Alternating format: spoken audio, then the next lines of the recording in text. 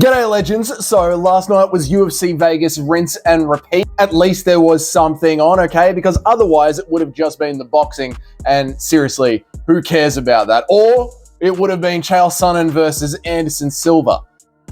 And I'm sorry if I've clickbaited you, but this one is going to be a little bit rambly, and quite frankly it should be, because last night's card was a bit rambly, but it did give me an epiphany when it came to judging and looking at jiu-jitsu, and that is what we are going to be talking about in this video. Because after UFC Vegas, at least that was on, that really is how I felt. Like, that card was very, very rambly, all over the place, and what can I say about it? It seemed like that entire card was just used as a promo for an upcoming UFC Tokyo Fight Night. I was on my live stream, and on fight day, on fight night, when you are doing a live stream, the only people that are in your chat, in your stream, are the ride or dies. And even then sometimes, right, when there's so much going on and so many people to listen to, sometimes even your ride or dies aren't even in your live stream. Like, Chat Hero, where have you been, man? I haven't seen you since I unmodded you. Come on, bro. How can you earn your mod ship back if you're not on the streams? Anyway, I digress, much like last night. You were warned. This isn't going to be my tightest video ever, right? This video is going to be a little bit like, I don't know, John Jones's cellmate after a hit and run. It's going to be a bit loosened out. So anyway, I'm doing the live stream with the ride or dies. We're watching UFC Vegas. Let's put this on. And they know that I do not watch and that I do not care about boxing, right? And for 2 fucking hours, my live chat just talked amongst themselves about the boxing, and they know that I could not give a fuck. I love you guys, but I really don't care about the boxing. So I'm calling the fights, and the chat is just having their own talk, but they drag me into this completely different sport, and we start watching boxing, we start watching like Irish lacrosse, we start talking about conspiracies, all of this type of stuff. And anyway, UFC Vegas, it was a slow decision-making machine. Maybe it's the new gloves, I don't know. But the whole show was pretty much just a shit show. And the WMMA and arguing over flat earth is what actually made the card fun. But one big takeaway for me was how different modern jiu-jitsu is. Like, there is high-level MMA, and what we saw last night at the Apex was the bottom level of high-level MMA. Like, you have local MMA going on down at the Footy Oval. Then you have amateur MMA fights. Then you have, I don't know, Cage Warriors, then Bellator and PFL, and then the UFC Apex, real MMA, and then UFC, right? And Jiu-Jitsu from the bottom position at the Contender Series Apex level MMA really, really changes. It really starts to not work as much as it did in the past, or it does. It's sort of like the backyard level events, PFL.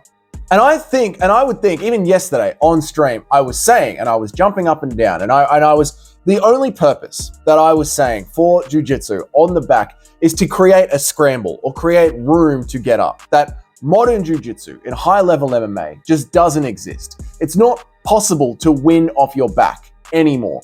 And yet, on yesterday's card, we had 3 submissions. We saw people still winning off their back using jiu-jitsu in modern MMA at a fairly high level. Last night, we saw locked-in chokes, we saw arm bars, we saw leg locks, we saw triangles. We saw it all last night. We really did. But only rarely did it work. And I was giving jiu-jitsu a lot of shit on the stream. If you're a jiu-jitsu guy, you watched last night's stream, you could meet me in the street and be like, oh, really, Dougie? You don't think jiu-jitsu is real, do you? Right? You could grab my limb and push me past a sub and just snap my shit up. Snap my legs, snap my arm, have me looking like an Anthony Smith paper opponent. If you just take away all of his weapons, that's what you could do to me. I get it. If I don't know jiu-jitsu, that's what you could do to me. But in the UFC, at a high level of MMA, everybody knows enough jiu-jitsu to survive. And as an offensive tactic on the ground, I mean, look at this. Costa Nurdenbeke, full Kimura in, but guess what? He doesn't get it in. He doesn't get the submission. And then there's this one. I mean, how deep does this need to get a submission? Another one. Here, look. Another, guillotine. Another one. The face is turning red. Another one, fully in. How many of these do we need to see? It's just again and again, we see these submissions that get locked in and people are able to scramble out of them. But obviously when it works, it's an instant fight ender. Maybe offensive jiu-jitsu isn't dead, but I think the way that we as fans, or at least the way that I watch jiu-jitsu, needs to be readjusted, right? The whole sequence of being in the bottom position is almost like, it's almost like just pouring out a jab or trying to set up the perfect knockout. Like you're so focused on just setting up one shot that you're not really doing a whole lot of damage on the feet because you're just looking for that big one fight ending shot, right? It's like you're giving up all this time in the cage to look for that big shot, that big moment. If you were to compare jiu-jitsu to striking, right? Like jiu-jitsu on the ground could be seen as the same theory as that. But the problem is, because they're in the bottom position looking for that submission, they always look like they're in the losing position. They're losing on the scorecards until they actually get that submission locked in. So the epiphany is, I think maybe we should look at it in a different way and appreciate it more. Like maybe instead of, the chat was talking about other sports, and this is what got me thinking about it. The way that people watch other sports, we could take that and use that to appreciate jiu-jitsu in modern MMA.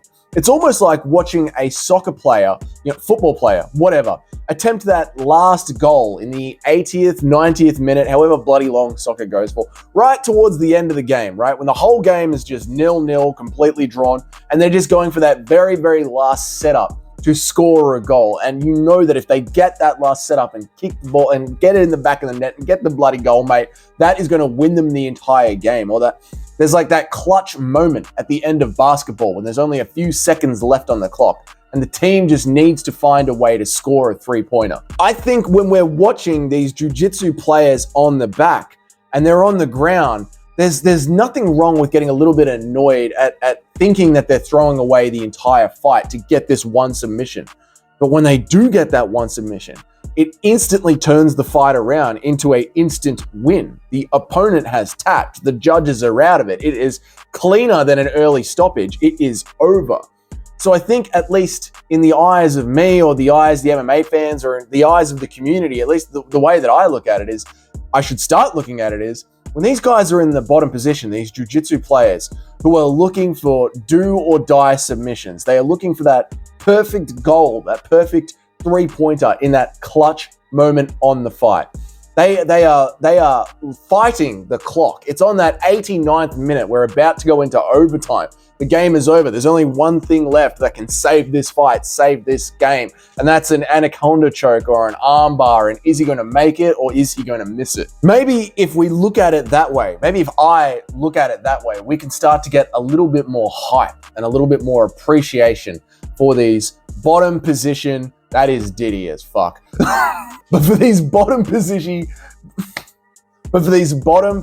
jiu-jitsu players that are trying to save what is starting to look like a pretty dead part of the sport. And that way we can make it feel way more exciting and a way more make or break kind of moment.